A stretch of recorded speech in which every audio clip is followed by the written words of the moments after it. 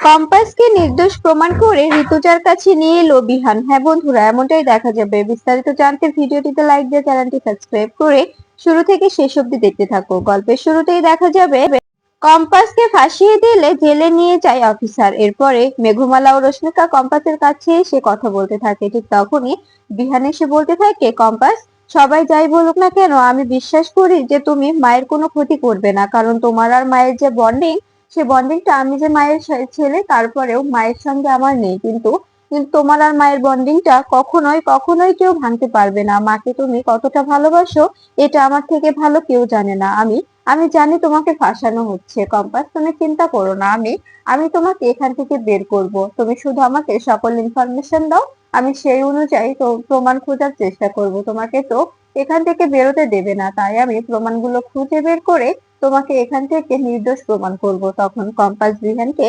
সবকিছু বলে দেয়। তখন বিহান বলতে থাকে, ও এই ব্যাপার, তবে তবে তুমি চিন্তা করো না, তুমি ভেতরেই থাকো, তুমি বাইরে এলে আরো ঝামেলা বাড়বে। কারণ কারণ ওই সিম্বা নামের রোবটটা তো এখনো এখনো অনেক কাজ করে বেড়াচ্ছে। এখন যদি তুমি ভেতরে থাকো, তবে অফিসাররাও বুঝতে পারবে যে তুমি তুমি নির্দোষ। কারণ তুমি তো জেলের মধ্যে, কিন্তু তোমার বিরুদ্ধে প্রতিনিয়ত ডায়েরি হচ্ছে। আর যদি তুমি বাইরে থাকো, তবে পুলিশ অফিসাররা ভাববে তুমি বাইরে বেরিয়ে আবার আবার শয়তানি শুরু করে দিয়েছো। তখন কম্পাস বলতে থাকে, বিহান স্যার, আমি কি এখান থেকে বেরোতে পারবো? তখন তখন দেখা যায়, এ কথা শুনে বিহান বলতে থাকে, অবভিয়াসলি বেরোতে পারবে। আমি কথা দিচ্ছি তোমাকে, তুমি 24 ঘন্টা কষ্ট করো, 24 ঘন্টার মধ্যে আমি তোমাকে বের করে মায়ের কাছে পৌঁছে দেবো। তখন তখন দেখা যায় মেঘমালা ও রশ্মিকা বলতে থাকে, এই তুমি সত্যি বলছো বিহান? তখন তখন রশ্মিকা বলে ওঠে, ছোটদা ভাই, তুই যদি এই কাজটা করিস তবে আমাদের মতো খুশি আর কেউ হবে না। আমরা আমরা চাই তুই মোনাদিকে ছেড়ে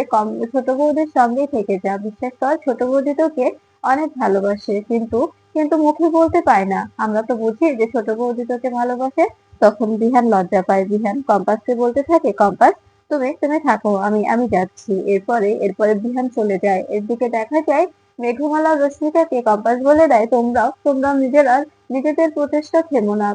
তোমরা বাবা মায়ের প্রতি একটু খেয়াল রেখো। কারণ কারণ ওই সিম্বা বাবা মায়ের কাছে যেতে পারে, ওখানে গিয়ে ওদেরও ক্ষতি করতে পারে। বাবা মা তো বুঝবে না, ওরা ভাববে আমি দিয়েছি, কিন্তু আমি তো যাইনি। এরপরে মেঘমালা বলতে থাকে, কম্পাস, তুই একদম ঠিক বলেছিস। তবে তবে আমরা এক্ষুনি যাচ্ছি। আমাদের আমাদের কাকু আর কাকিমার কাছে যেতে হবে, ওদেরকে উদ্ধার করতে হবে। ওদের ওখানে যদি সিম্বা পৌঁছে যায়, তবে তো বিপদ হয়ে যাবে। এই বলে সেখান থেকে বেরিয়ে যায় মেঘমালা ও রশ্মিকা। কম্পাস কম্পাস দেওয়াল ধরে কাঁদতে থাকে আর বলতে থাকে, আমি কি করব? আমি এখান থেকে কি করে বেরোবো? মায়ের কাছে আমাকে যেতে হবে, মায়ের শরীরটা ভালো নয়, মায়ের সঙ্গে কথা বলতে হবে। আর মুক্তি মাসিকেও সবার সামনে এক্সপোজ করে দিতে হবে। কারণ কারণ আই এম শিওর যে মুক্তি মাসি এই কাজগুলো করেছে। মুক্তি মাসি ছাড়া এই কাজটা আর কেউ করতে পারে না। কারণ মুক্তি মাসি একজন যে যে কিনা নিজের স্বার্থ বোঝেন, যে কিনা নিজের স্বার্থ খোঁজে। তখন তখন এই কথা বলে কম্পাস বলতে থাকে, ডিকে, তোমাকে আমি ছাড়বো না, তোমাকে আমি কিছুতেই ছাড়বো না। তুমি তুমি যে যে জঘন্য খেলায় মেতে উঠেছো, সেই খেলাটা ধ্বংস করব আমি। তোমার মেয়ে তোমার ধ্বংস লীলার কারণ হবে। এদিকে দেখো যে ডিকে ম্যানেজারকে বলতে থাকে, ম্যানেজার, তুমি তুমি সবটা লক্ষ্যে রাখো আর সিম্বাকে নিজের কন্ট্রোলে চালিয়ে যাও। আর আমি দেখি কম্পাস কি করে আমাকে ধরে আর পুলিশের হাতে তুলে দেয়। আমি ওকে জেলে ভরে দিয়েছি। এখন কম্পাস পুলিশ স্টেশনে কাটছে। পুলিশের জেলের মধ্যে বসে বসে ভাবছে ডিকেকে কি করে ধরে আনা যায়। কিন্তু কিন্তু কোনোভাবে ডিকেকে ধরা এতটাও সোজা নয় যে কম্পাস কম্পাস আমাকে ধরবে, আমাকে ধরে পুলিশের হাতে তুলে দেবে। এতটাও বড় হয়নি কম্পাস। ডিকের মতো লোকের সঙ্গে পাঙ্গা নিতে এসেছে ও। ওকে আমি বলেছিলাম, ও যদি সত্যি আমার মেয়ে হয়ে আমার সঙ্গে হাত মিলিয়ে আমার কাজগুলো করতো, তবে তবে ওর কোনো কিছুর অভাব হতো না। ও কখনোই কোনোভাবে কষ্ট পেত না। কিন্তু আমি আমি বুঝতে পেরেছিলাম যে ও আমার সঙ্গে বেইমানি করবে। ও বেইমানি করতে এখানে এসেছে, তার কারণেই তো ওর জন্য আমি এই রোবটটা তৈরি করলাম, যে এই ব্রেনটা ওর থেকে আমি ছিনিয়ে নেবো আর রোবটে দিয়ে দেবো। তখন তখন ম্যানেজার বলতে থাকে, একটা কথা বলবো স্যার? তখন দেখা যায় এদিকে বলতে থাকে, হ্যাঁ বলো। তখন ম্যানেজার বলতে থাকে, যতই হোক উনি তো আপনার মেয়ে, তাই না? আপনি তো ওনাকে জন্ম দিয়েছেন, তারপরেও ওনাকে মারতে আপনার একবারও হাত কাঁপবে না? তখন দিকে বলতে থাকে, যদি হাত কাঁপে তবে তবে কি করে হবে বলো? আমাকে তো আমার নিজের প্রচেষ্টায় একদম একদম সার্থক হতে হবে, তাই না? আমি যদি এখন এখানে এখানে হাতটা কাঁপাই তবে তো কম্পাসকে আমার ছেড়ে দিতে বাধ্য হতে হবে, আর কম্পাসকে ছেড়ে দিলে আমার গবেষণায় থেকে যাবে। আমার আমার ইচ্ছে কখনোই পূরণ হবে না, কিন্তু আমি তো এটা হতে দিতে পারি না। আমি তো চাই যে আমার ইচ্ছেটা পূরণ হোক, আমার স্বপ্নটা পূরণ হোক। তখন তখন দেখা যায় ম্যানেজার বলতে থাকে, আচ্ছা কোনোভাবে কম্পাসকে বোঝানো যায় না? তখন দিকে বলতে থাকে, ও সেরকম মেয়ে নয়, ও অভিজিতের আদর্শে বড় হয়েছে, ও অভিজিতের আদর্শ পেয়ে বড় হয়েছে, নিজেকে বড় করেছে, তাই ও কিছুতেই নিজেকে বিক্রি করবে না, নিজেকে কখনোই অসৎ কাজে সামিল করবে না। আমি ওকে যা চিনেছি, ও কিছুতেই আমার বলা কথাগুলোতে রাজি হবে না। ও নিজের গুলো করতে ব্যস্ত থাকবে। তখন এ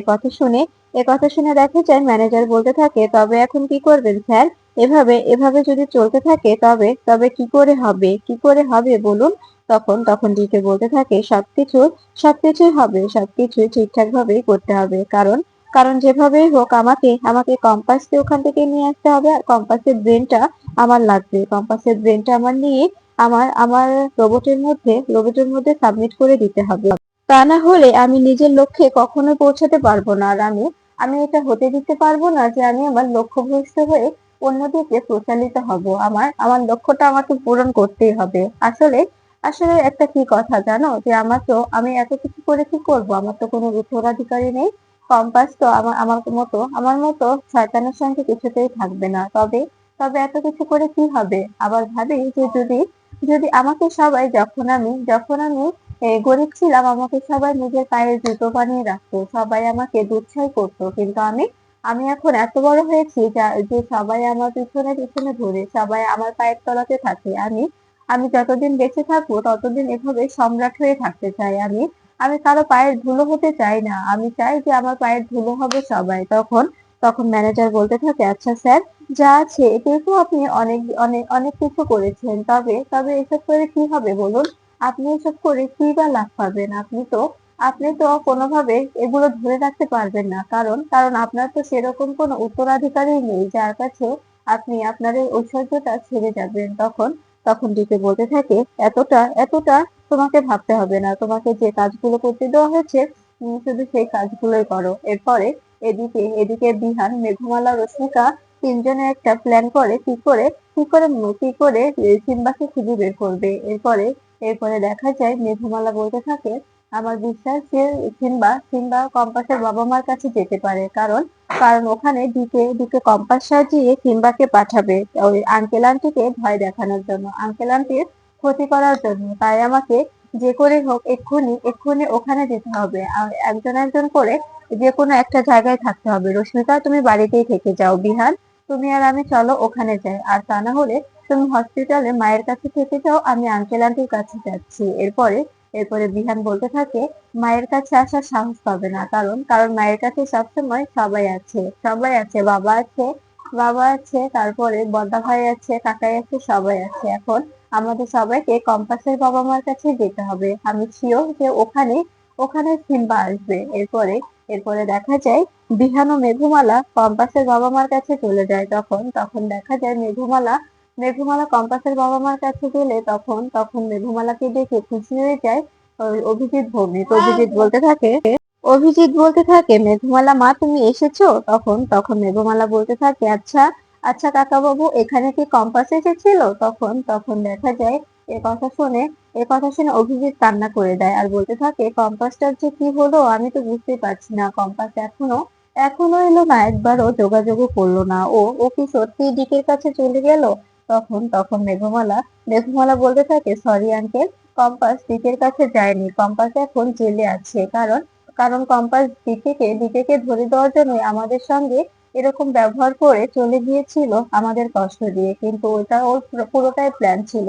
আর দিকেকেও ধরে দিচ্ছিল। হয় শেষ মুহূর্তে দিকে নিজের প্ল্যান করে এই যে ওখান থেকে পালিয়ে যায়, অফিসারদের হাত থেকে পালিয়ে যায়। এরপরে দেখা যায় তখন তখন অভিজিৎ বলতে থাকে, কি বলছো এসব তুমি? তখন তখন দেখে যে মেঘমালা বলতে থাকে, কাকা বাবু এখানে এখানে কম্পাসের মতো দেখতে সেম একটা একটা মেয়ে আসবে, আর আসলে আপনারা কিছুতেই ওকে বেরোতে দেবেন না। তখন এই কথা শুনে অবাক হয়ে যায় অভিজিৎ। অভিজিৎ বলতে থাকে, তার মানে? তখন তখন মেঘমালা বলতে থাকে, হ্যাঁ, দিকে কম্পাসের মতো দেখতে পুরোপুরি একটা ক্লোন বানিয়েছে, আর তার নাম সিম্বা। তখন তখন এই কথা শুনে অবাক হয়ে যায় অভিজিৎ। অভিজিৎ বলতে থাকে, এসব কি বলছো? তখন বিহান বলতে থাকে, হ্যাঁ, হ্যাঁ, দিকে দিকে কম্পাসের মতো দেখতে, আপনার আর আন্টির মতো দেখতে, তিনজনের মতো দেখতে একটা করে ক্লোন বানিয়েছে, যেটার মাধ্যমে কম্পাসকে মেরে কম্পাসের ব্রেনটা নিয়ে ওই ওই ক্লোনের মধ্যে সাবমিট করতে চেয়েছিল দিকে, কিন্তু সেই মুহূর্তে কম্পাস ওকে ধরিয়ে দিতে গেলে তখন ও একটা শয়তানের ব্রেন ওর মধ্যে ঢুকিয়ে দিয়ে সিম্বাকে ছেড়ে দিয়েছে। আর সিম্বা কম্পাসের নাম করে অনেক অনেক অপরাধ করে যাচ্ছে, আর সেটার জন্য শাস্তি পেতে হচ্ছে কম্পাসকে। এরপরে এটা শুনে অবাক হয়ে যায় অভিজিৎ। অভিজিৎ বলতে থাকে, তবে এখন কি হবে? আমার মেয়েটাকে বাঁচাও বাবা, আমার মেয়েটা বাঁচবে তো? আমার মেয়েটাকে তুমি ওর নির্দোষ প্রমাণ করতে পারবে? তখন তখন বিহান বলতে থাকে, অবশ্যই পারবো। আমি ওকে কথা দিয়েছি, আমি আগামী 24 ঘন্টার মধ্যে ওকে ওকে ওই জেল থেকে বের করে আনবো। আর আপনারা যদি আমার পাশে থাকেন, আমাকে যদি সাহায্য করেন, তবে আমি সফল হব। তখন এ কথা শুনে দেখা যায় অভিজিৎ বলতে থাকে, আমরা সবসময় তোমার পাশে আছি। আর আমরা তো এখন এখান থেকে বেরোতে পারবো না যে কম্পাসের সঙ্গে গিয়ে দেখা করে আসবো। আমরা বেরোলেই তো হায়নার দল ওর পেতে আছে। তখন দেখা যায় বিহিন বলতে থাকে, আপনাকে বেরোতে হবে না, আমরা শিওর যে এখানে এখানে সিম্বা আসবে।